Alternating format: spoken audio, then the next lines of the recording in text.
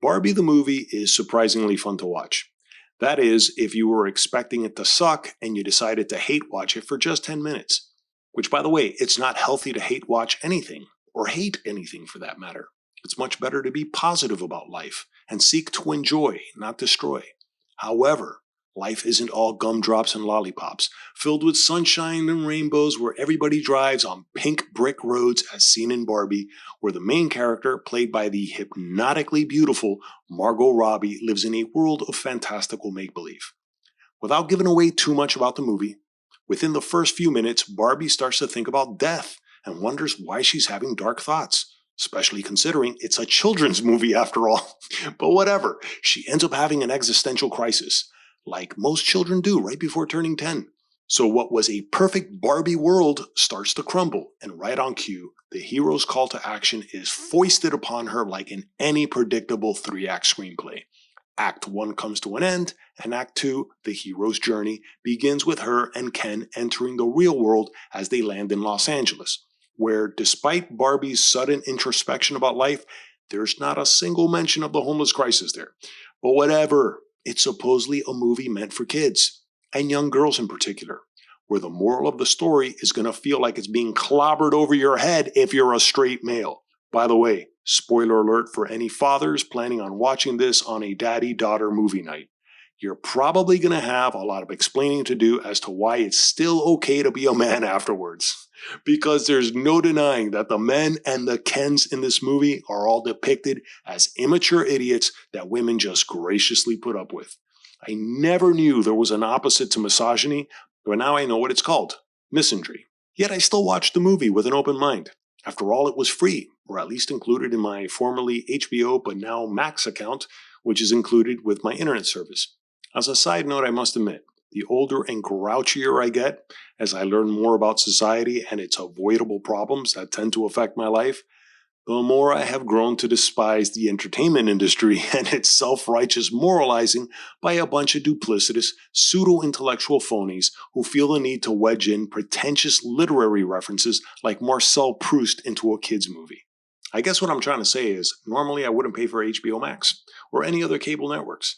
Yet as someone who appreciates capitalism, since my parents fled a communist dictatorship that too many people in Hollywood still glorify, what I still appreciate about some of the entertainment industry is how many people it employs and the seemingly infinite opportunities it provides.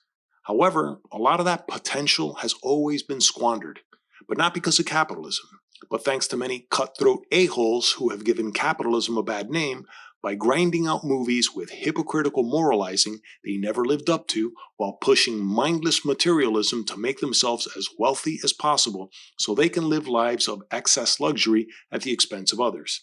And yes, many of those loathsome characters, particularly the producers behind the scenes, were mostly, if not all, men. But fortunately, that's no longer the case. Nowadays, there are more than enough opportunities for women to also call the shots and run the shows. As a matter of fact, the director of Barbie, the movie, is a woman, Greta Gerwig. Long gone are the days where women, blacks, Asians, Hispanics, and so many other non-white Anglo men who wanted to be on the silver screen had to play up negative stereotypes of whichever racial or ethnic background they were from. Times have changed, and mostly for the better. But you wouldn't know that from watching Barbie. For example, in order to sledgehammer the point that the patriarchy still reigns supreme in the United States, when it clearly does not. When Barbie is in the real world, she ends up going to Mattel, the very company that produces Barbie. And there, the CEO, as well as the CFO, CMO, and the COO, and all the other chief O's are men.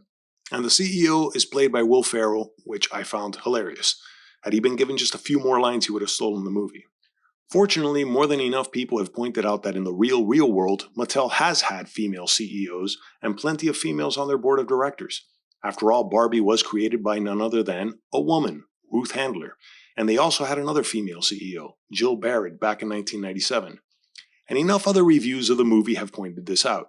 Ben Shapiro did a great review on Barbie, which I mostly agreed with, where he destroys Barbie, literally, by setting the poor doll on fire.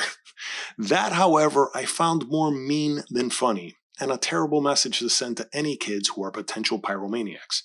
yet it unwittingly symbolizes the problematic, divisive, misguiding message about Barbie that is figuratively setting society on fire with demonstrably false narratives about the patriarchy, at least here in the United States, Canada, and most of the modern world, where there isn't a patriarchy keeping women down any more than there is still white supremacy keeping blacks and Hispanics down.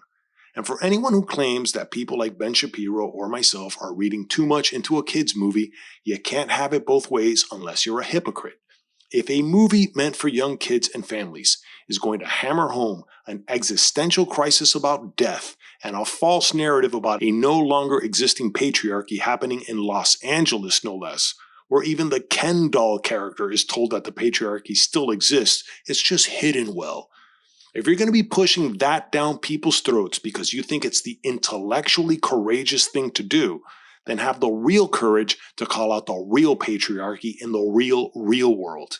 Because yes, there really is a patriarchy in the world which Barbie fails to address in its desperate need to create conflict to make Barbie look like a hero that doesn't need a man in her life.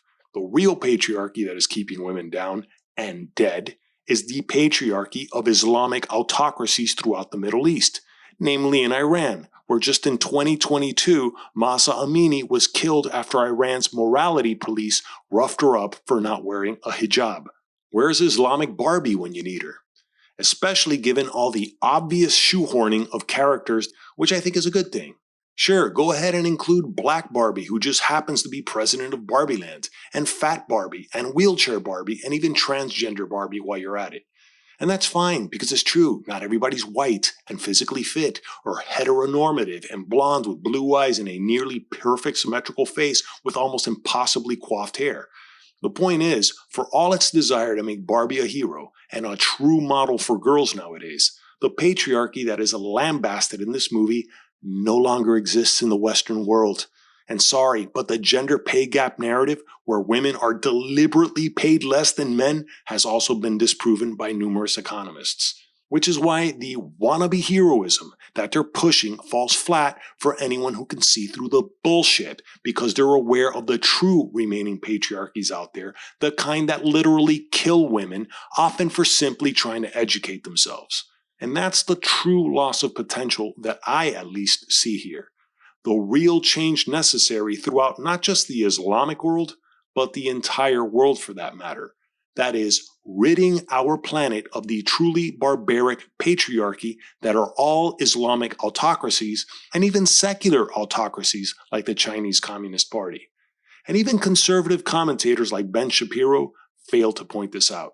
And I wonder to what degree it's because he's also very religious and doesn't want to open the Pandora's box of calling out the absolute falsehoods that is not only Islam, but Christianity and Judaism, particularly considering certain sects of Judaism which still make women wear wigs after they're married to signal that they're complying with traditional notions of propriety. And that's the ultimate societal problem neither left-wing progressives nor right-wing conservatives and people in the entertainment industry want to admit.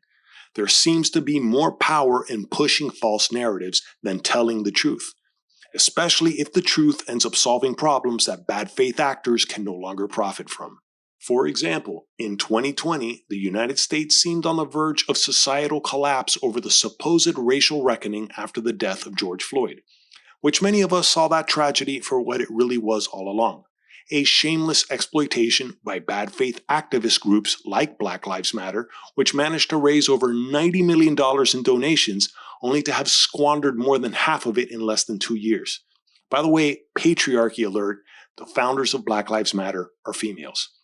Without getting too sidetracked about the supposed summer of love that was 2020 and the mostly peaceful protests that erupted into riots and smoldered into the selective amnesia by celebrities, media channels, and career politicians that refused to admit their complicity that led to more people dying as a direct result of the 2020 riots than the number of unarmed Black Americans killed by police in the previous year. The point that I'm now trying to sledgehammer for anyone still watching this video is that we as a species tend to overcorrect for past injustices. And there's a lot of money to be made and power to be had from those overcorrections. Because there was so much call for hope and change. and for the most wrong-headed policies such as defunding the police and even abolishing the police in communities where they're needed the most. And so considering all the needless, avoidable destruction during 2020, which ironically disaffected so many black communities to top it off, the only real thing that proved was the age-old saying, the masses are asses, and they can almost function like a force of nature when they're dangerously disinformed by bad faith actors, especially during a presidential election year where so many of society's problems are exploited to great effect. However, there is a ray of light if you squint your eyes hard enough to see it. Imagine if people used that same energy, drive, and focus to solve the real problems that face us as a species. Imagine if we managed to rid ourselves of the dictatorships that run so much of the world and have veto powers in the United Nations that keep wars such as the unjustified invasion of Ukraine by this truly patriarchal, beady-eyed Russian dictator who has cost the lives of hundreds of thousands of Russians, no less. There's the real patriarchy. The dozens of remaining dictatorships, Islamic and secular, that are imprisoning, torturing, and killing their own people by the thousands every year. Is the entertainment industry going to address that problem? Are even conservative commentators who are trying to build their own entertainment empires ever going to address that too? Probably not, because it's a hell of a lot easier to take aim at phantom menaces like the patriarchy or white supremacy that the left love to rail against, or even wokeism or issues like abortion that religious conservatives tend to blow out of proportion when it's convenient for them too.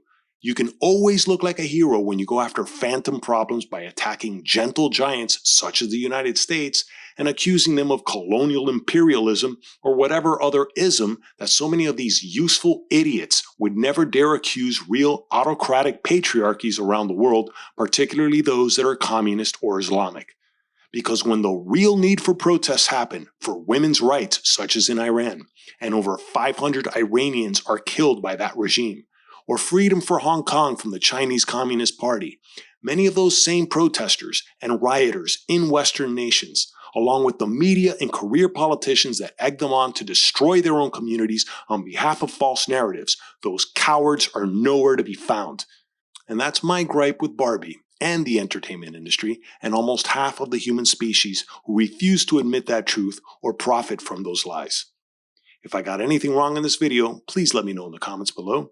But if you enjoyed this video, please give it a like, subscribe to the channel, hit the notification bell for upcoming videos, and check out the links below for my original art and merchandise.